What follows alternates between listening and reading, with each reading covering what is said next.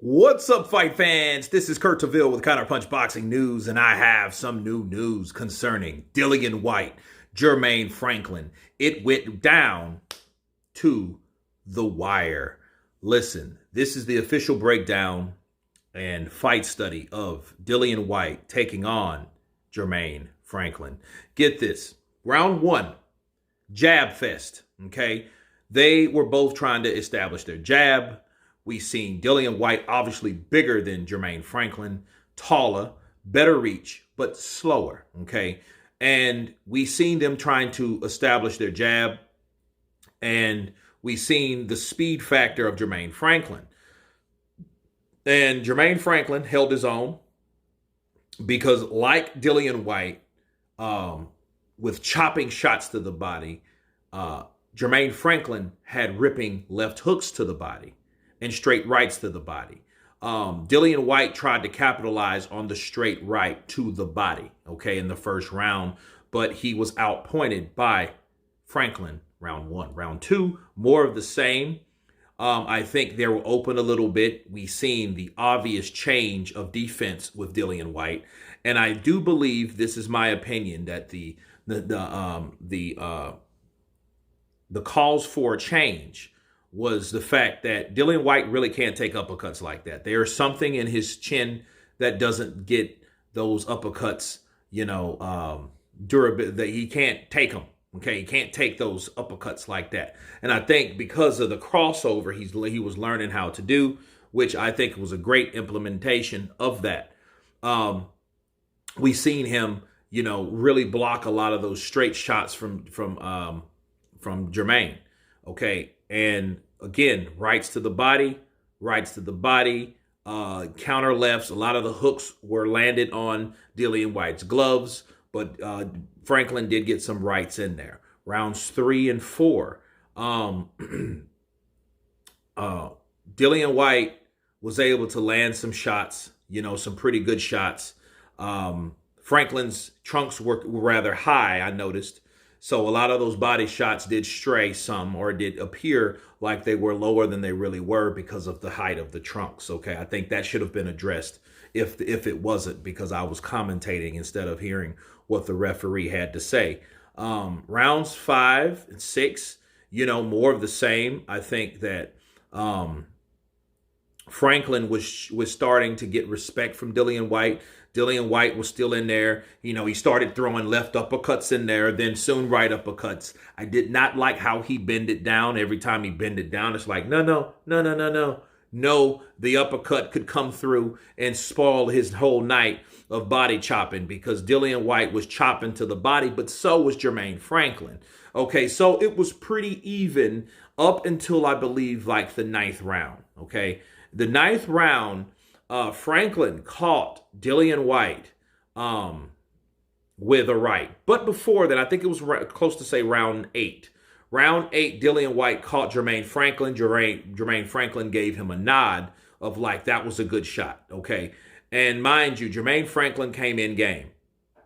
Rounds 9, Dillian Whyte got caught with a right hand, and he did not see, and you've seen those legs do the dance that it normally does when people get hurt. And it was 20 seconds left, and Jermaine Franklin came on, ripping shots to the body. And what I liked about Franklin, he didn't try to throw headshots, because a lot of people go headhunting after they've landed that one bingo shot. What you should do at that point, you should then go down to the body, and that's exactly what he did. Okay, these are big men. Okay, Jermaine Franklin shorter, tubbier, Dillian Whyte's big, tall, bulkier, so these guys were throwing leather. You know what I mean? It was like a bull versus warthog, right? So, very good fight, close fight.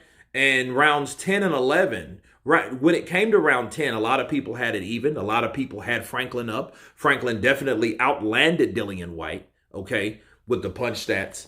And it was, it got down to round 11. Now, when round 11, we seen a lot of hugging and wrestling, and I think Jermaine Franklin was starting to get to his last wad, okay, his last hoorah, because he was doing things, that he wasn't doing on the first 10 rounds. And Dillian Whyte, I think, won that fight because of that. Now in rounds 12, though, round 12 came around, and we seen Dillian Whyte did land a huge shot, okay? He landed huge shots, like as you guys can see, that got that back Franklin up. He went against the ropes. He didn't go down, but he looked more, he was definitely, presently, obviously hurt, okay, by that shot. And because of that, and the good thing about Franklin, though, Franklin came back with his own right hand, and to let Dillian Whyte know, I'm still right here, and the bell rings, and this is when it gets interesting, okay? First guy, first ref or judge had it 115, draw. The other two had it 116, 112. All right. And a lot of people, booed, of whatever, because it was a very, very evenly matched fight. No knockdowns. You know what I mean? Like, it wasn't nothing like that. We seen a little swelling again under the left eye of Franklin. A lot of good defense by both fighters. So, everything that they landed, it was the type of fight where, they were disciplined. Now, I might add, in the 12th round, okay? In the 12th round, Dillian hit him with like partial elbow, okay? Damn near like a hammer fist. So I think that added insult to injury, that one right there.